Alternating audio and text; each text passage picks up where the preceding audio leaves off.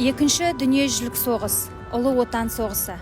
Қан майданда қаншама тағдыр қираса, есімі ел жадында мәңгі сақталатын батырлардың да ерлігін жасатқан кез бұл. Биыл сұрапыл соғыстың аяқталғанына 79 жыл толады. Қазақстандықтардың 1.200.000 аттанған майданда 600.000 опат болды. 4 қазақстандық 2 мәрте Кеңес одағының батыры атанса, 500-і Кеңес одағының батыры атанды. Бүгін сіздерге сол батырларымыздың үшеуі туралы айтып бермекпіз.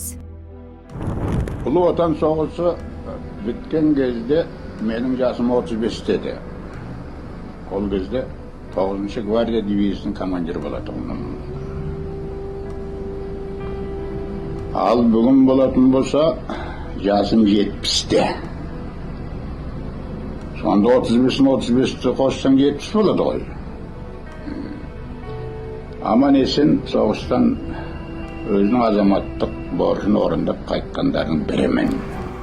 Ер ішіне намыс, абырой, айбын сияқты сөздердің айнымас нышанына айналған Бауыржан Момышұлының жарқын бейнесі жыл өткен сайын жаңғырып келеді. Бауыржан Момышұлы Ұлы Отан соғысына генерал-майор Панфилов басқарған әйгілі дивизияның құрамында 1941 жылдың қыркүйегінен бастап қатысқан. Даңқты қолбасшы Мәскеу үшін шайқаста 207 рет ұрысқа кірді. Еріне ерліктің үлгісін көрсеткен Бауыржан атамыз жауынгер ғана емес, қаламы қарымды жазушы. До Великой Отечественной войны Казахстан сыграл ключевую роль в снабжении армии. 9 из 10 пуль были отлиты из казахстанского свинца. Боевыми орденами и медалями СССР были награждены свыше 100 тысяч воинов из Казахстана. Более 500 человек удостоены звания Героя Советского Союза. Среди них есть пулеметчица Маншук Маметова и снайпер Алия Молдагулова. Таңертеңгі жиында командиріміз 3 қадам алға шығарды да Мерген Молдағұлова 14 фашисті атып түсірді. Оны ерлігі үшін командирование-атынан алғыс жариялаймын деді.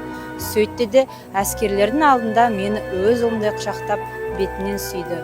Бұл 17 жасында қан майданға аттанып, 19 жасында ерлікпен қаза тапқан Алия Молдағұлының жазған хаты. Әскери мектепті үздік бітірген Алия апамыз 1943 жылдың тамыз айында майданға аттанды.